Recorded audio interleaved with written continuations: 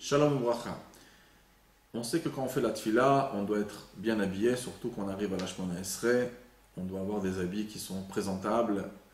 Mais pour faire des brachot, pour faire une bénédiction, faire shiakol, manger un fruit, boire de l'eau, des fois ça peut se passer lorsqu'on est à la piscine.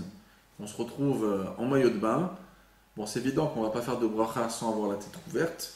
Donc on mettra la kippa, même si on n'a pas la kippa lorsqu'on nage, etc. Mais la question c'est, est-ce que je suis obligé de mettre un peignoir, me recouvrir, remettre mes sandales, etc. ou pas?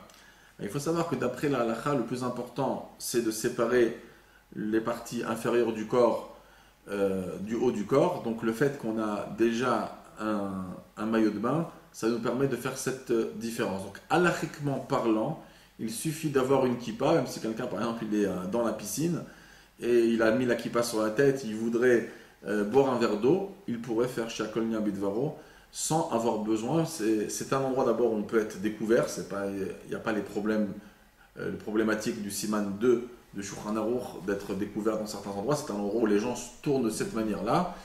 Et il n'y a pas non plus les obligations de Tfila. Et donc, comme l'Admorazaken le dit très bien dans le Siman 74 à la fin, que lorsqu'on fait la mida, on parle directement à Dieu. Par contre, quand on fait des brachot, on envoie des messages à Dieu, mais c'est pas qu'on est kavirchol, se sentir vraiment en rendez-vous directement avec lui. C'est plutôt un email qu'on lui envoie, un message qu'on lui envoie.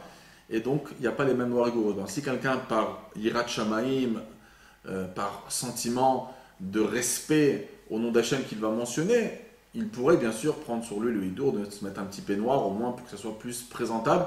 Mais halakhiquement parlant, c'est autorisé.